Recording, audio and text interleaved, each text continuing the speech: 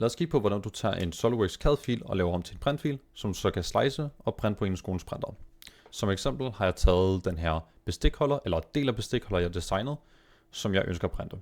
Til at starte med tager du trykker på fil, derefter kan du trykke på Save As, hvor du så har valgmuligheden mellem to typer af printfiler. Du kan vælge STL, eller du kan vælge Step. STL er rigtig godt, hvis dit objekt er meget kantet, hvor stepfiler er meget bedre, hvis du har mange rundinger på dit objekt. I det her tilfælde med bestikholderen har jeg mange rundinger, så jeg vælger stepfil. Herefter vælger jeg så bare igen på mit skrivebord. Når jeg har gjort det, så vælger du den slicer, du ønsker at bruge. I mit tilfælde kan jeg godt lide bruge orkesliceren, så det er det, jeg vælger. Og her trykker jeg på Prepare. Herefter finder du så filen, og så trækker du den direkte ind på printpladen. Når du har gjort det, kan du se, at i min situation står den på en lidt mærkelig måde. Og der er to måder, man kan fikse det på. Du kan vælge den her ind i orkesliceren i hvert fald, hvor du så kan vælge, hvilke flade du gerne vil printe den på. Eller du kan bare få sliceren til at vælge den mest optimale flade at printe på, ved at trykke på den her. Og så kan man se, at den printer på bunden, da det er det største areal, der er. Herefter kan jeg vælge det filament, jeg gerne vil printe den i. Det kan jeg gøre herover. I min situation vil jeg gerne printe den i PETG, da det er et bestikholder, så ender med at blive ramt af sol, og PETG er meget mere solresistent end PLA er. Men hvis du er PLA, så trykker du bare her, og så trykker du på PLA. Så vælger den allerede indstillingerne, du skal bruge til printeren specifikt. Herefter er jeg under Quality, der er ikke rigtig noget lyst til at ændre, men under Strength vil jeg meget gerne lige sætte infillen op til 25%. Det er det, jeg godt kan lide at printe med, og jeg kan også rigtig godt lide at printe med Cubic som mit infill pattern. 25% infill er meget godt til, hvis det skal være stærkt, men ikke helt for stærkt. Så det er en god mellemgrund. Herefter har jeg egentlig nogle huller på min model, som jeg gerne vil supporte og være sikker på, at den printer ordentligt. Så jeg går under support, og så enable jeg lige support. I det her tilfælde vil jeg bare gerne bruge normal support, og den skal være på auto, for så autogenererer den det selv. Herefter kan du så trykke på slice, hvor den så giver dig et preview over, hvordan modellen ser ud på pladen, og hvordan den gerne vil sætte supporten. Og det ser simpelthen fint ud. Efter du så slicer filen, så trykker du her på Export G-kode, hvor du så vælger USB-stikket, der hedder printer, og så tager du gemmer filen direkte derpå.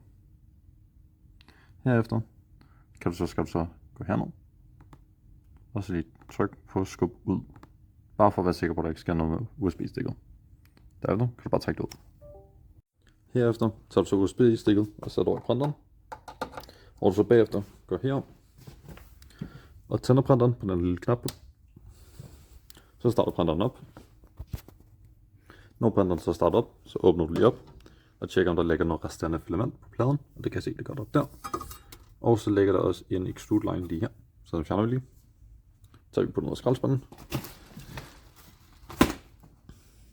Herefter skal vi lige tjekke, hvilke filamenter i. Jeg skal printe med PLA, og her kan jeg se, at der er PETG i. Så vi tager lige og skifter. Så skal vi ved, at vi tager fjerner toppen og lægger et andet sted. Hvorefter vi så tager på selve printeren og går over i indstillinger og trykker på Extrude Extract. Da det er PETG, skruer vi lige temperaturen op til 250 og trykker Retract. Når printeren så er færdig med Retract, så tager du lige op, fjerner filamenten og spytter ud. Igen smider det lige ud. Herefter tager du går op i toppen og trækker den her lille til side, og så trykker du ned på den lille ring, imens du trækker op i røret, og så får du den ned. Derefter går du så over, og så tager du bare og ruller filamenten tilbage.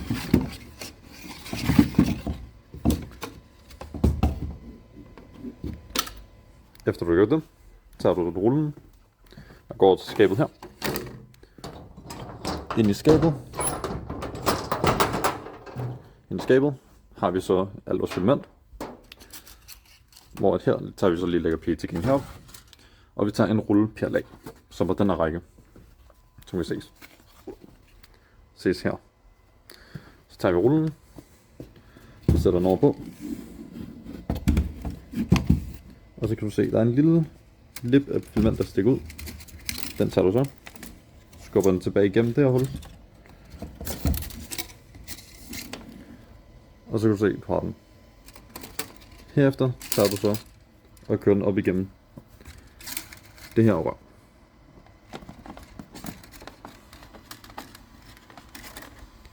Når du så får skubbet igennem røret, så tager du filamentet og putter ned i det her lille bitte hul her, og så skubber du så langt ned du kan,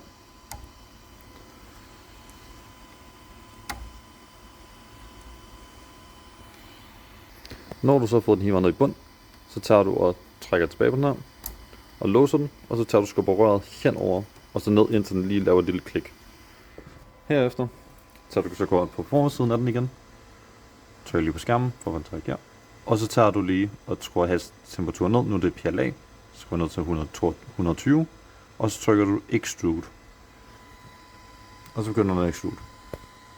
Når den så er færdig med extrude, så tager du lige op, tager filamenten, som er extruded, tager smørt ud.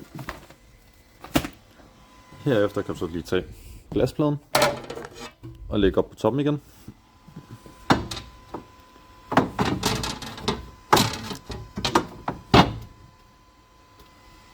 Herefter er printeren så næsten klar. Nu skal du så bare huske at tage en limstift, så står lige herovre.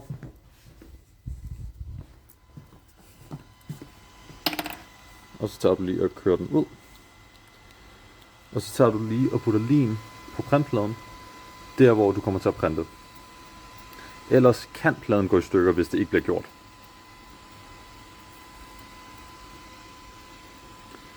Sådan der. Efter limet er kommet på, så kan vi starte printet. Når du trykker på her på filen, så trykker du bagefter på USB-drev. Og så vælger du din fil. Så sørger du for at kalibrere, står på til, og så trykker du bare print. Og så begynder printeren at printe. Når printeren så er færdig, så lader du lige printeren køle ned i noget tid, indtil blæseren stopper. Når printeren så køler af, så kan du lige tage og fjerne extrude-linen og bare lige smide den ud. Hvorefter kan du lige tage og løfte lidt på hjørnet, sådan så printet kommer af. Så kan du tage printet ud, og så sætter man lige pladen tilbage på. Pladen skal sidde sådan, så den lige rammer de der 2 skruer, der er på bagsiden, og så liner den op med kanten. Efter at du har fået det print, går du lige om på bagsiden, og så slukker du printeren.